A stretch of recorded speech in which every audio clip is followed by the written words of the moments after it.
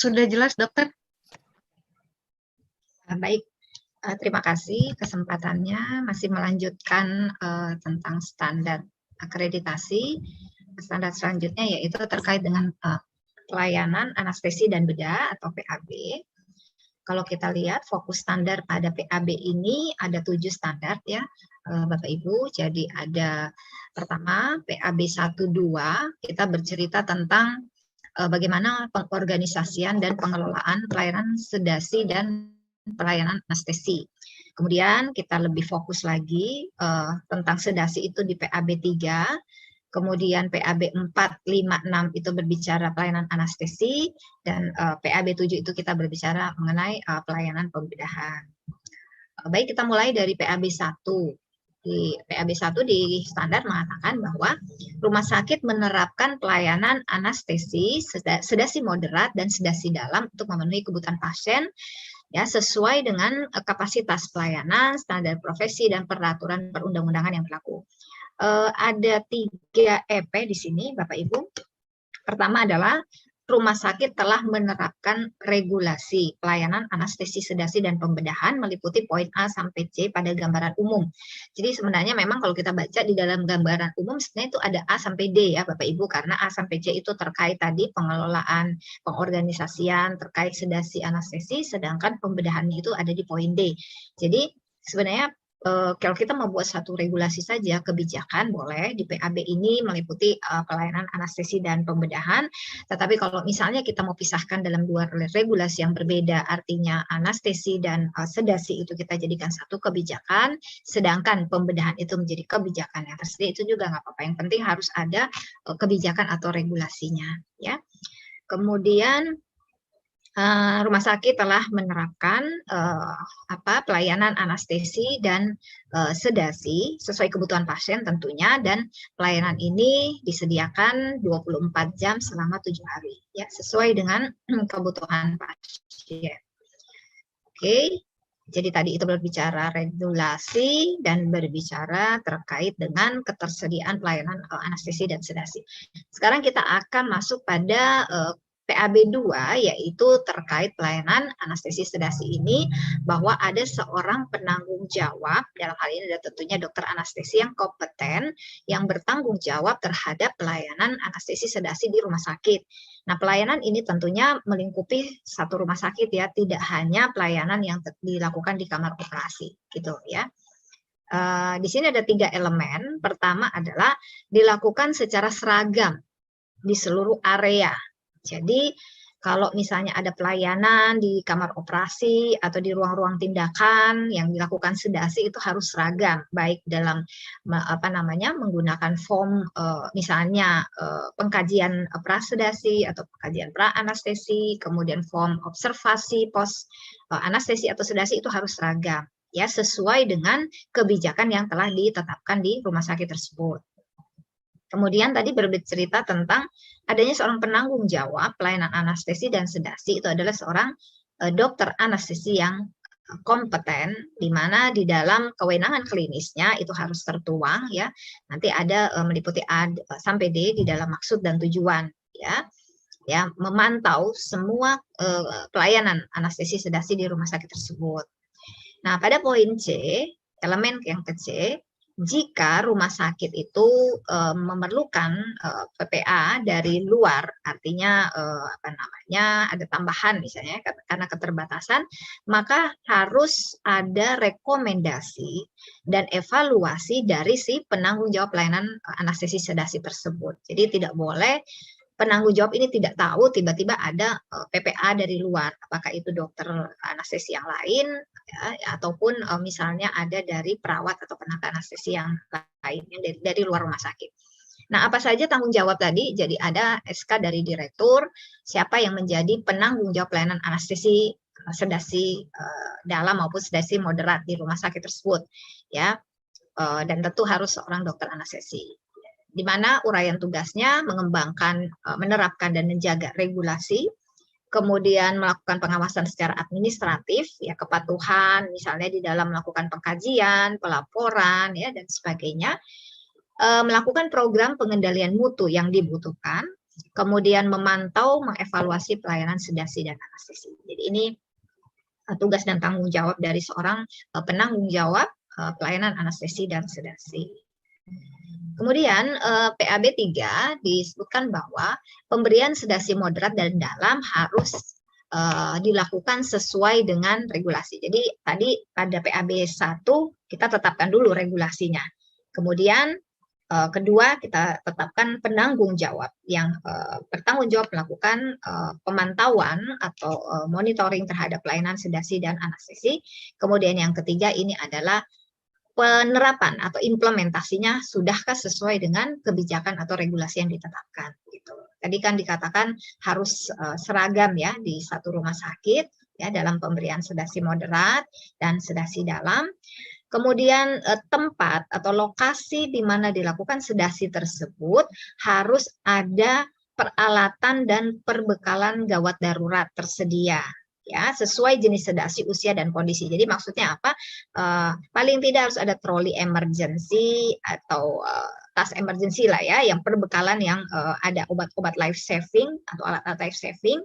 Tentu disesuaikan dengan usia dan kondisi pasien. Jadi misalnya sedasi dilakukan di ruangan atau di area perawatan anak. Ya tentunya perbekalannya juga harus obat-obatnya sesuai dengan pasien atau populasi anak tersebut.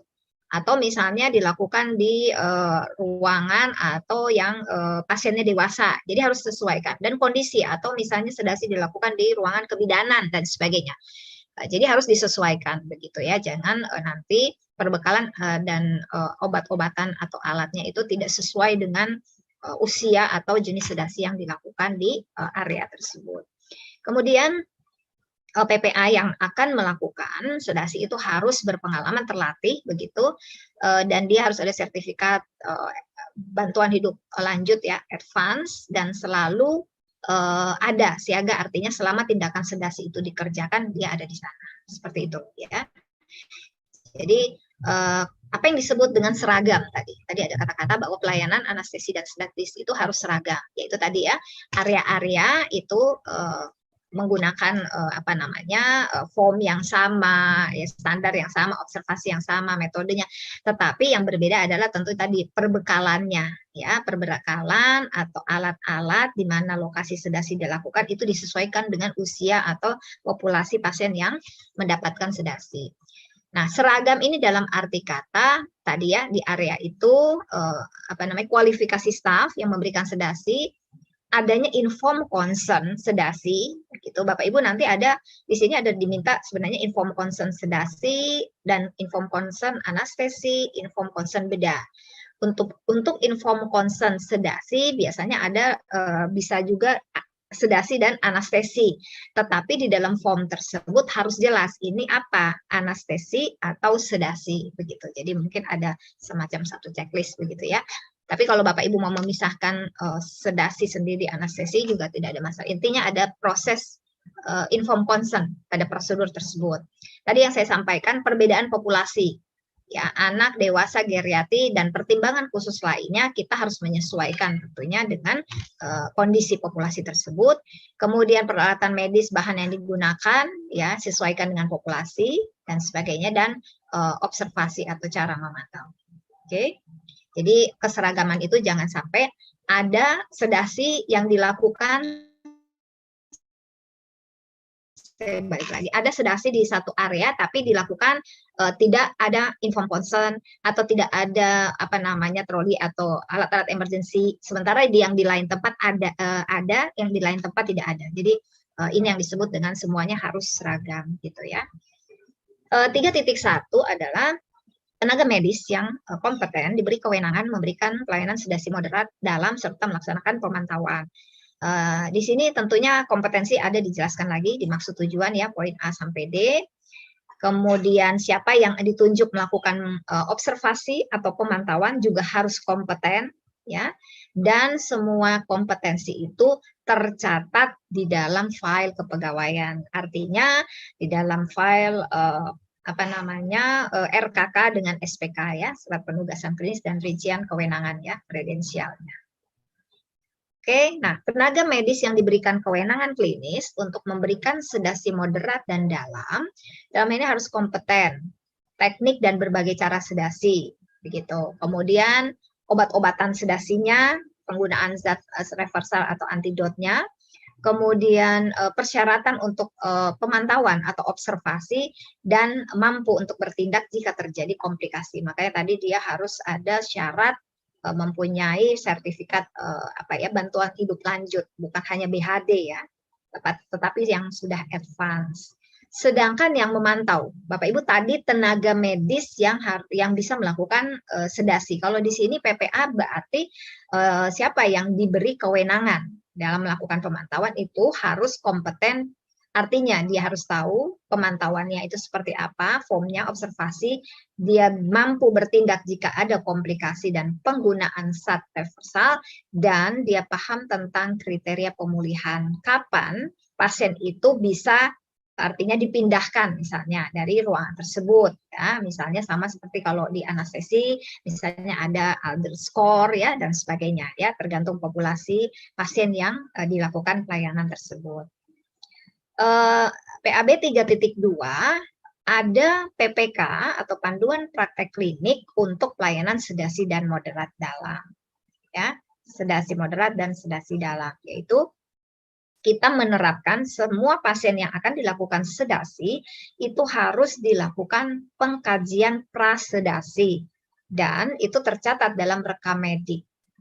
Ya, kemudian setelah dilakukan sedasi, harus dilakukan observasi atau pemantauan pasca sedasi, ya, dan itu pun tercatat di rekam medik. Ketika pasien akan kita pindahkan dari ruangan setelah dilakukan sedasi, harus menggunakan kriteria pemulihan ya yang ditetapkan dan terdokumentasi sehingga kita bisa mengidentifikasi apakah pasien tersebut sudah pulih dan siap untuk ditransfer ataupun dipulangkan.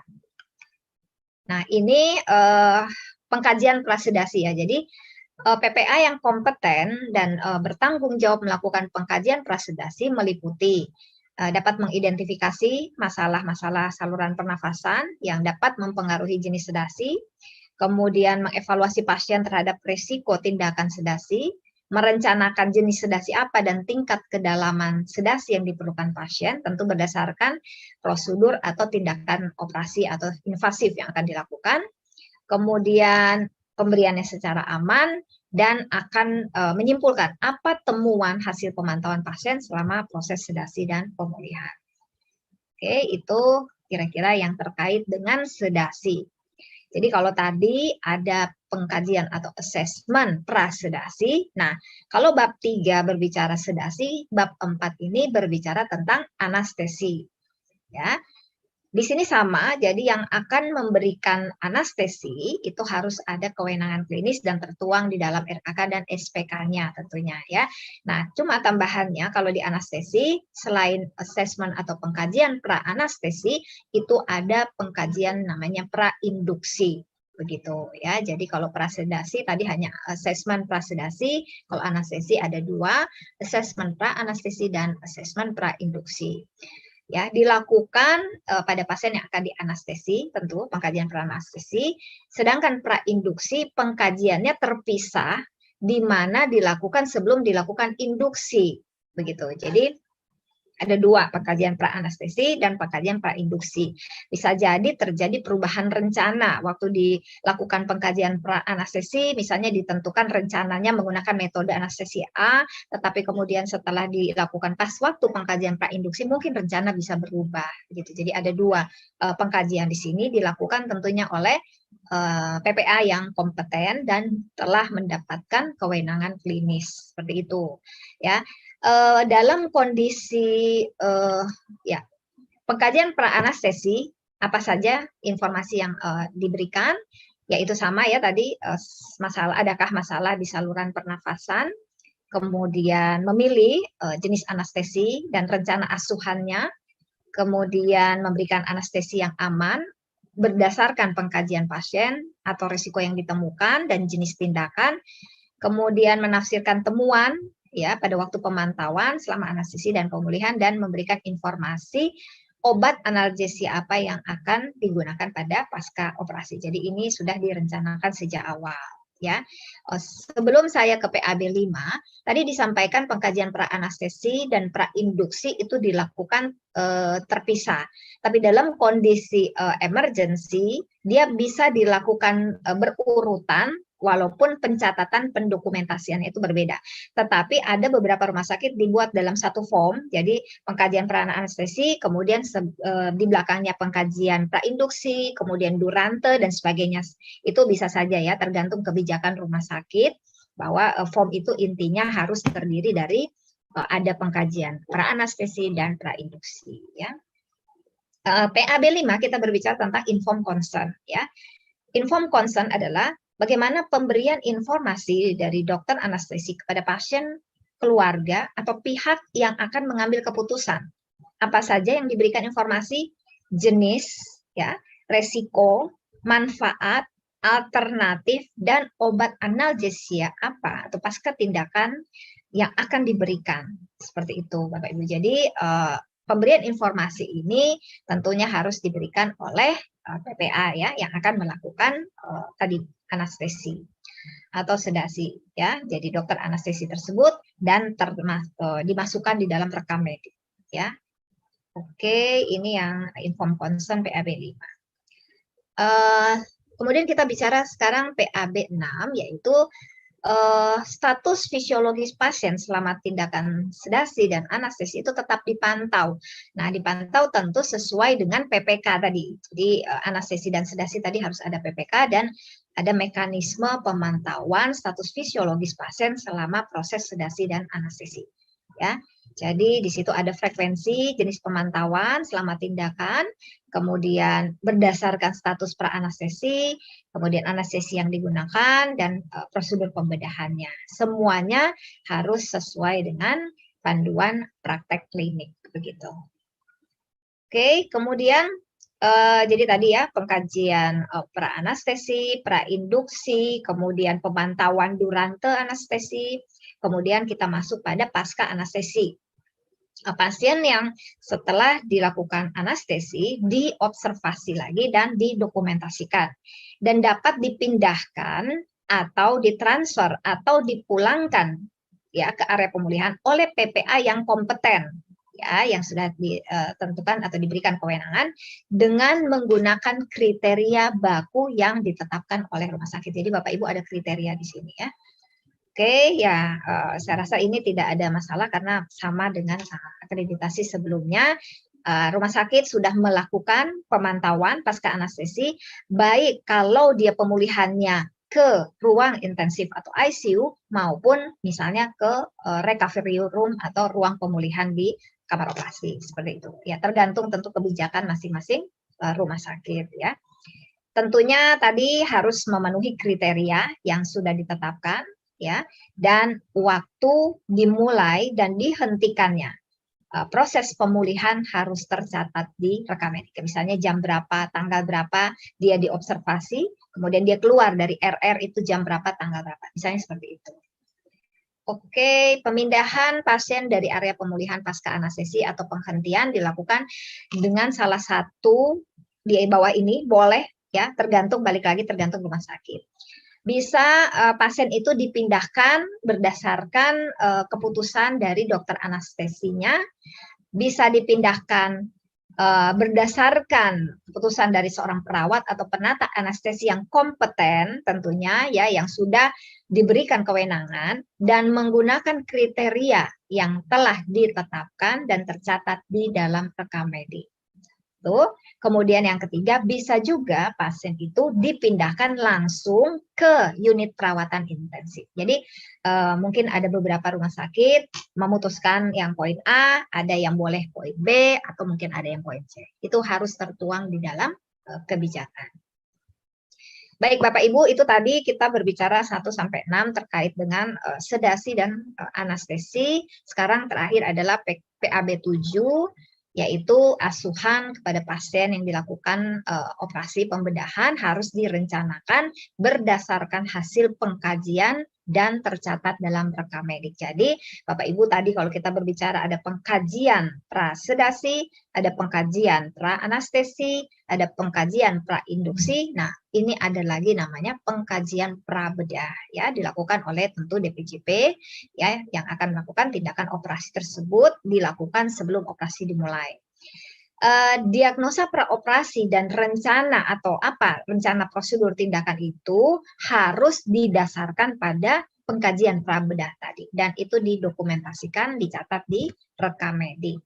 Ya, pengkajian prabedah memberikan informasi tentang tindakan bedah, ya, waktu pelaksanaannya, tentunya melakukan tindakan yang aman dan temuan-temuan apa yang ditemukan ya selama pemantauan. Oke, 7.1 berbicara inform consent bedah. Jadi Bapak Ibu ada inform consent untuk sedasi dan anestesi atau anestesi, kemudian ada lagi inform consent bedah atau untuk tindakan-tindakan pelayanan kedokteran ya. Sebenarnya sama dengan tadi anestesi, pemberian informasi tentang jenis, resiko, manfaat ya, kemungkinan komplikasi dan dampak alternatif. Nah, di sini ada tambahan yaitu inform consent terkait dengan rencana pemakaian produk darah bila diperlukan. Nah, itu harus diberikan inform consent juga kepada pasien atau siapa yang akan memutuskan, begitu. Oke, dan tercatat di dalam rekam medik, yaitu kita sering menyebutnya formulir persetujuan tindakan kedokteran. Oke, 7.2 kita berbicara laporan operasi.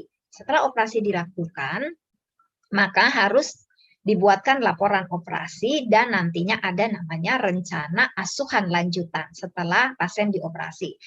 Bapak Ibu sudah diberikan panduan guideline bahwa laporan operasi itu harus memuat poin A sampai H. Jadi jika Bapak Ibu ingin membuat form laporan operasi, usahakan laporan itu memuat poin A sampai H. Ya. Kemudian harus selesai sebelum pasien itu dipindah ke ruang lain untuk perawatan selanjutnya. Seperti itu ya, jadi harus dibuat.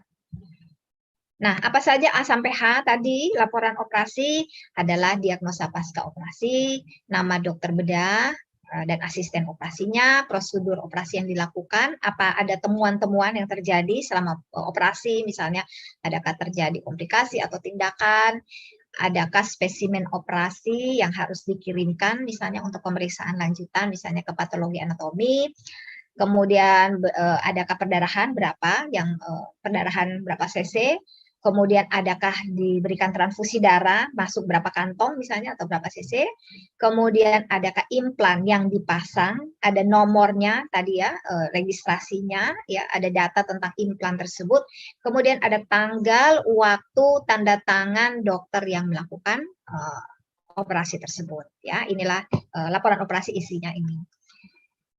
Kemudian setelah dibuat laporan operasi, tentu dokter harus membuat rencana asuhan pasca operasi. Nah, ini dibuat bukan hanya oleh dokter, tapi juga oleh PPA terkait, ya. Dan rencana asuhan pasca operasi harus tercatat itu dalam waktu 24 jam setelah dilakukan operasi oleh DPJP. Kemudian ada juga rencana asuhan pasca operasi oleh PPA lain, ya, yang memberikan misalnya asuhan seperti misalnya oleh keperawatan ya dan sebagainya. Oke, kemudian itu harus dilakukan pengkajian ulang ya setelah pasca operasi tersebut ya, seperti tadi salah satunya adalah pengkajian risiko jatuh ya pada pasien pasca operasi. Baik Bapak Ibu, yang terakhir PAB 7.4 yaitu bercerita tentang implan. Di sini implan medis ya harus direncanakan, ada pertimbangan-pertimbangan khusus ya ketika ada modifikasi proses dan prosedur standar. Ada 4 elemen di sini. Pertama adalah rumah sakit harus mengidentifikasi jenis alat implan apa saja ya yang bisa diberikan di rumah sakit tersebut. Kemudian bagaimana tadi ya kebijakan dan prakteknya ada nanti kita lihat di poin A sampai H. Bagaimana proses melacak, ya, menelusur implan medis yang digunakan pasien. Makanya tadi saya sampaikan ada pendokumentasian, ya, mulai dari pemesanan, nomor registrasinya, pabrikannya, dan sebagainya. Dan dapat menghubungi, ada satu proses di mana rumah sakit dapat menghubungi dan memantau pasien yang telah menerima implan jika terjadi recall atau penarikan terhadap implan medis tersebut. Oke, Bapak Ibu, ada sedikit tambahan di sini. Nah, ini dulu sebelum saya menyampaikan melacak implan. Apa yang disebut dengan implan medis dalam standar ini yaitu implan yang secara permanen dipasang dalam kavitas alami atau kavitas buatan melalui suatu prosedur operasi untuk membantu mengembalikan atau menggantikan fungsi atau struktur tubuh secara terus-menerus selama masa manfaat implan tersebut. Contoh di sini protesis seperti protesis panggul, stent, gitu, defibrilator kardioversi, alat pacu jantung, dan lensa intraokuler. Nah, ini yang disebut dengan implan medis.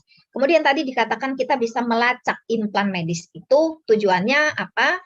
Kita akan mengetahui jika terjadi infeksi di daerah operasi, mengidentifikasi pasien apakah mungkin menerima implan yang tidak steril, dan dapat menilai keandalan proses sterilisasi di rumah sakit kita.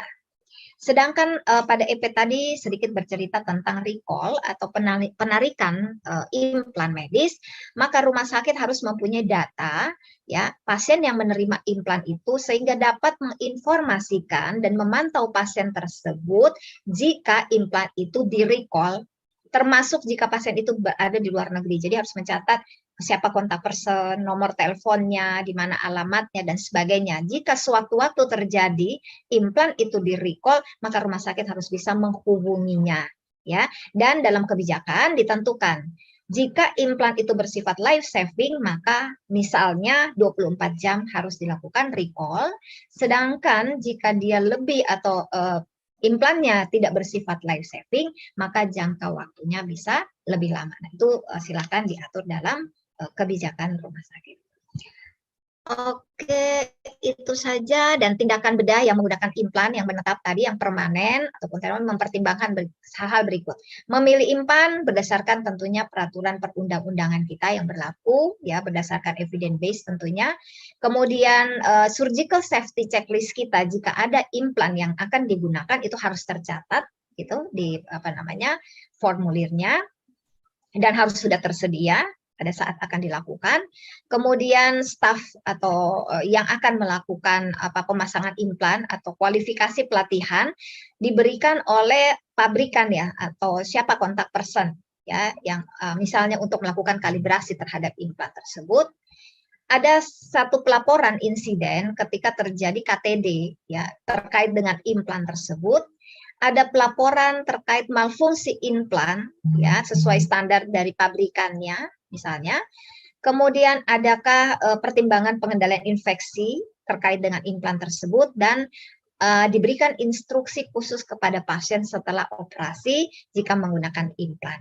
Yang terakhir tadi adalah kemampuan melakukan telusur tracing ya jika dilakukan atau terjadi recall terhadap implan alat medis yang digunakan. Salah satunya barcode ditempelkan, barcode alat itu ditempelkan misalnya di rekam medik. Jadi untuk memudahkan kita tracing. Ya, jadi ada satu mekanisme proses di mana ketika kita melihat ada satu orang pasien yang diberikan implan, kemudian ditelusur mana nomornya, pasiennya yang mana, bisakah dihubungi dan sebagainya, datanya di mana dan sebagainya. Nah, mekanisme inilah yang mungkin harus diterapkan, dibuatkan suatu proses di rumah sakit. Baik, Bapak Ibu, itu saja yang bisa saya sampaikan terkait dengan standar PAB. Terima kasih. Ya. Pertanyaannya Terima kasih, Dok.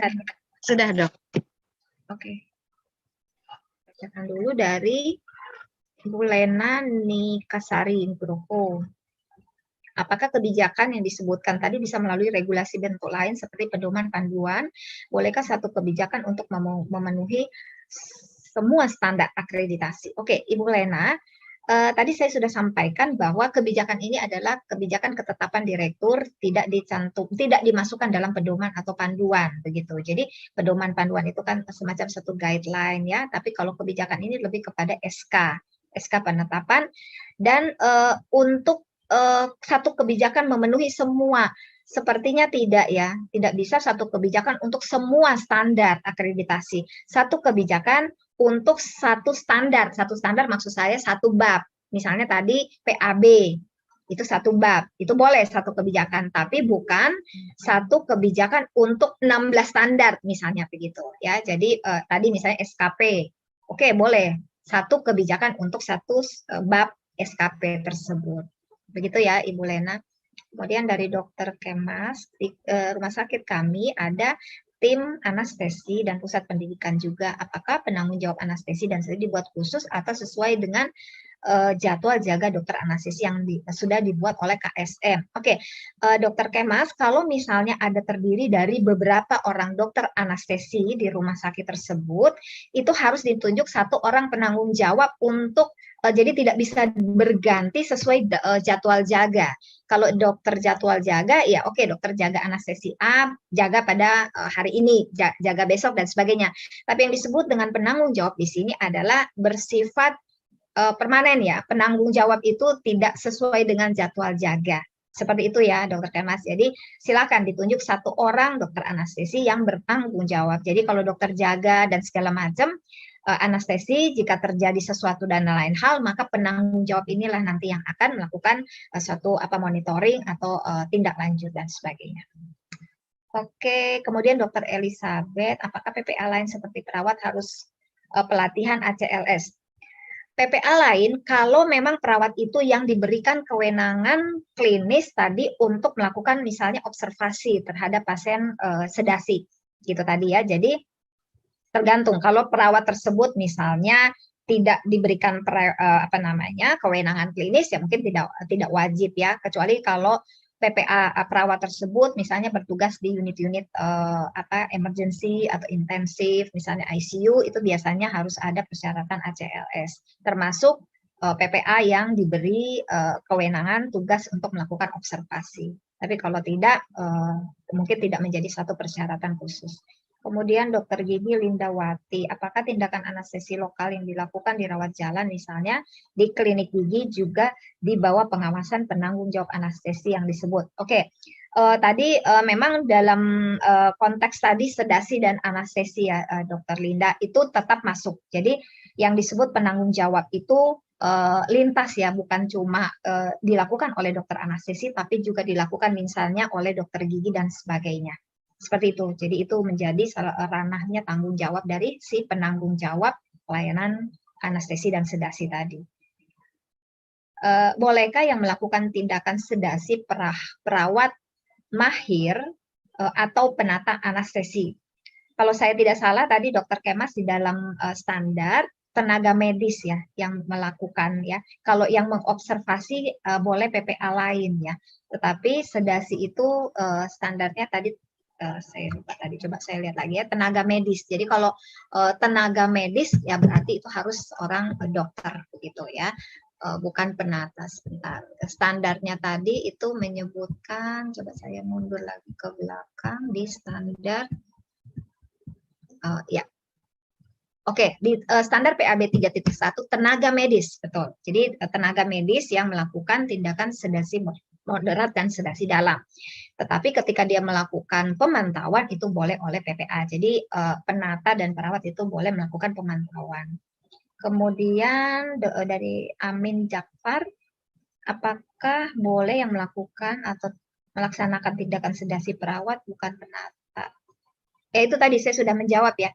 Di PAB 3.1 dikatakan yang melakukan sedasi itu adalah tenaga medis. Sedangkan PPA yaitu dalam hal ini perawat ataupun penata itu adalah boleh melakukan observasi. Itu ya. Tadi sebenarnya pertanyaan sama ya. Kemudian dari Amanda Rohim, PPA yang melakukan pengkajian pra-anestesi atau sedasi harus dokter anestesi atau bagaimana? Iya, tadi dikatakan di dalam standar pengkajian prasedasi yaitu yang meliputi itu sesuai dengan panduan praktek klinik gitu ya. Karena pengkajian prasedasi ada menentukan jenis sedasi apa, jadi harus dilakukan oleh dokter yang akan melakukan sedasi tersebut. Gitu. Oke, Dokter Wiwit, apakah diperbolehkan tindakan kuret dengan anestesi lokal dilakukan oleh bukan dokter spesialis anestesi? Apa perlu pengkajian anestesi juga? Memang kalau di dalam standar akreditasi sebelumnya, tenaga medis memang tidak disebutkan tenaga medis itu harus dokter anestesi, tetapi dikatakan tadi tenaga medis yang kompeten dan diberikan kewenangan klinis. Jika ada dokter lain yang bukan dokter anestesi, misalnya dianggap kompeten dan telah mendapatkan izin, artinya mendapatkan kewenangan klinis, ya bisa begitu ya. Tetapi kalau tidak, artinya kebijakan rumah sakit bahwa harus oleh dokter anestesi, ya itu balik lagi kepada kebijakan rumah sakit. Intinya adalah dia mendapat izin, mendapatkan kewenangan klinis dan dia dianggap kompeten. Kompeten itu dalam poin A sampai D seperti itu, dan itu harus dalam pengawasan atau pemantauan dari penanggung jawab pelayanan sedasi dan anestesi. Kemudian izin bertanya, apakah di rumah sakit kelas C harus ada poli anestesi? Di dalam standar kita tidak mewajibkan harus ada poli anestesi. Yang kita persyaratkan adalah adanya suatu proses, adanya suatu mekanisme ketika melakukan sedasi dan anestesi harus dilakukan proses seperti tadi, mulai dari pengkajiannya, kemudian kalau anestesi ada pengkajian pra-anestesi, induksi, ada observasi durante status fisiologi sampai kepada pasca anestesi.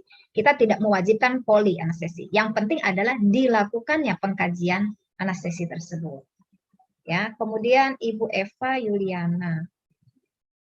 Pemindahan dari area pemulihan oleh perawat, di sini perawat bedah atau perawat anestesi. Setelah pemantauan poin B di elemen PAB yang ke-6. Sebentar, saya coba lihat. Elemen poin B, oke. Baik, pemindahan dari area pemulihan itu tadi ya sama ya, bisa tadi dilakukan oleh tadi pemantauan, bisa langsung ke ruangan intensif, kemudian bisa juga ke ruang pemulihan. Jadi pemantauan ini bisa dilakukan oleh dokter, bisa dilakukan oleh perawat ya. Oke, jadi silakan diatur di rumah sakit ya, siapa yang diberikan kewenangan untuk melakukan pemantauan fisiologis. Dan itu harus sesuai dengan PPK. Seperti itu ya, Ibu Eva. Kemudian Ibu Olivia. Dokter Olivia, apakah perawat anestesi harus mendapatkan pelatihan eksternal? Apakah bisa diberikan pelatihan internal saja oleh dokter anestesi? Iya, bisa secara internal. Ya, jadi penata atau perawat anestesi tadi mendapatkan pelatihan dari dokter spesialis anestesi, begitu. Dan dalam melaksanakan pemantauan secara fisiologis, dia harus menggunakan kriteria baku tadi seperti itu ya, makanya tadi harus ada penanggung jawab pelayanan anestesi karena di situ ada proses untuk melihat kompetensi atau kewenangan yang diberikan kepada siapa PPA yang boleh melakukan pemantauan tadi. Jadi boleh internal. Kemudian terakhir dari Ibu Vince Anastasia, bagaimana dengan rumah sakit yang tidak ada pelayanan dan ruang operasi?